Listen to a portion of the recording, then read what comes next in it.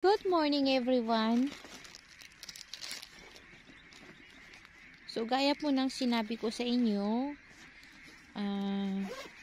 sa mga nagnanais malaman yung mga expenses at kinita natin sa pag-aalaga ng RTL, ay gagawa po ako ngayon ng summary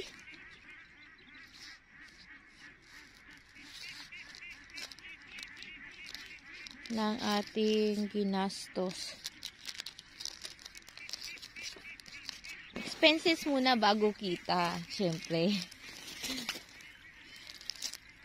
So, matagal-tagal po kakabsat na ginawan ko to ng content dahil ayaw ko pong mag-content agad-agad patungkol sa money matters. So, ang una ko pong isusulat dito ay ang ating pinambili ng seho. Ayan.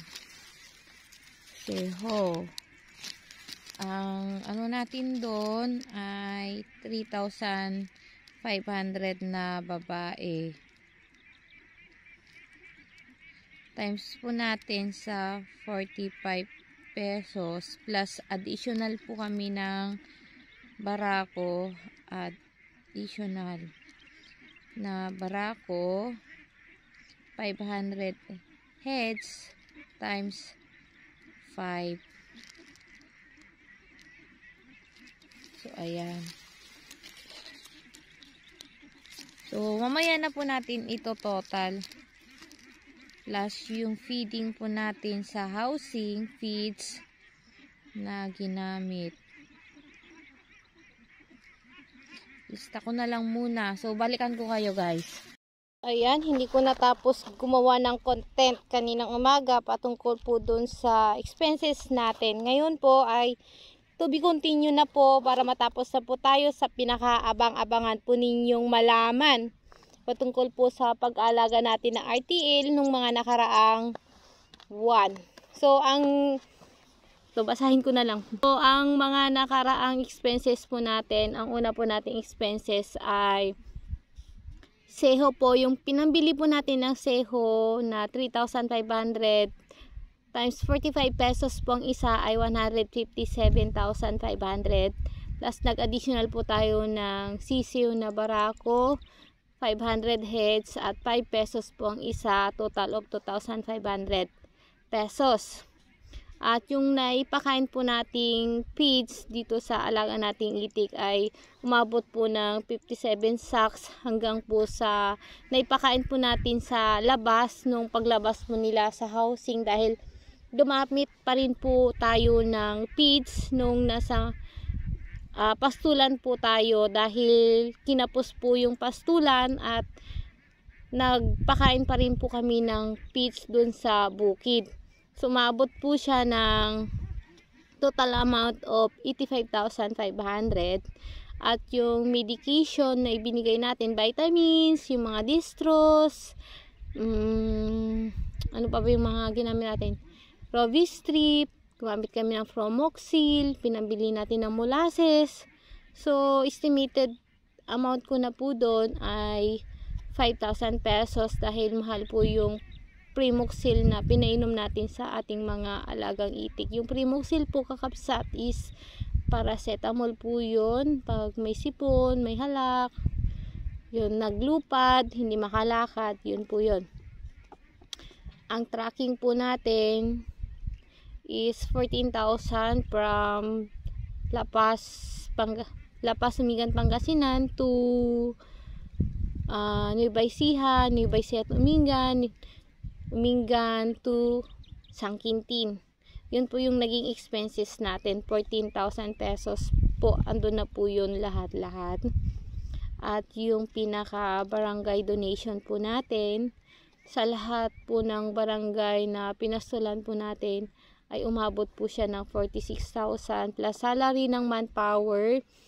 Kinumpute ko po siya sa 4 na tao na nag-amount po ng 4,000 every month is umabot po siya ng 96,000 plus yung laklak na pinakain natin na mais kakabsat, dinapulingit sa inyo na nagpakain po kami ng mais. Umabot po ang expenses namin doon ng 60,000 aside po sa mga nabili na po sa labas na patingi-tingi. Di ko na po yun naisama. So, sinama ko rin po dito yung transportation natin sa pagbibiyahe, papunta sa Itigan, pauwi na bahay kasi kasama rin po yun sa mga expenses natin.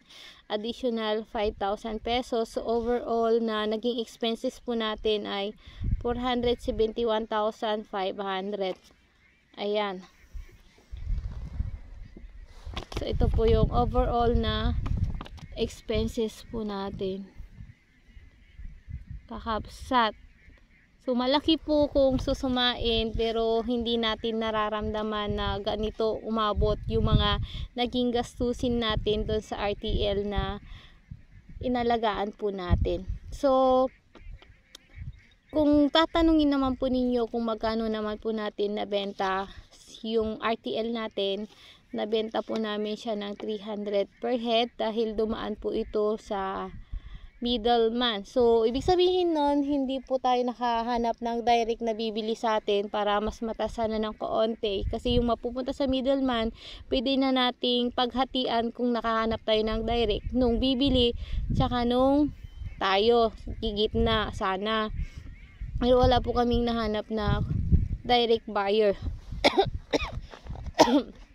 Kaya, from middleman, ito tayo, tas middleman, tas buyer. So, si middleman na po yung nagpatong kay buyer. Sila na po yung nag-usap kung magkano nabili ni buyer kay middleman. So, nabili sa atin ni middleman ng 300 pesos. At, yun po yung amount ng benta natin.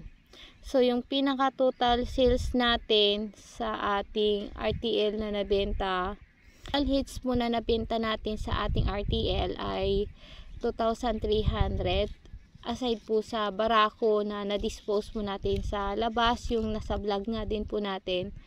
Ang pinaka total po lahat-lahat hanggang po dun sa nabenta natin sa barako na sa labas natin nabenta, aside kay dumaan kay middleman, ay umaabot po ng 726,000 pesos.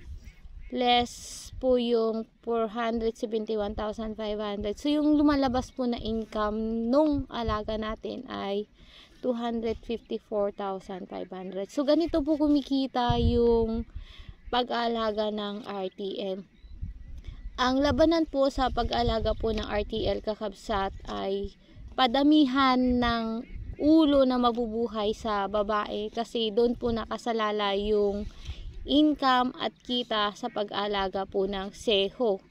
Kapag marami po yung mortality, kukunti po yung kikitain natin, pwede pa pong maging negative po sa mga naging expenses natin yung pakakabentahan po ng RTL natin. Kaya nasa diskarte at galing ng pag-aalaga ng itik kung paano kumikita yung mga nag-aalaga po ng seho. Marami pong sakripisyo, gaya po ng mga napapanood nyo sa mga content ko na mga nagdaang buwan ay sobrang daming sakripisyo. Tiis sa sikat ng araw, tiis na hindi makaligo everyday, tiis kung saan ka dudumi, which is yun po yung realidad sa buhay bukid. Pero ito po yung nakagisnan nating source of income. So, kaya, syempre, yung ginagawa natin is minamahal din po natin. Hindi lang po sa dahil kumikita tayo, kundi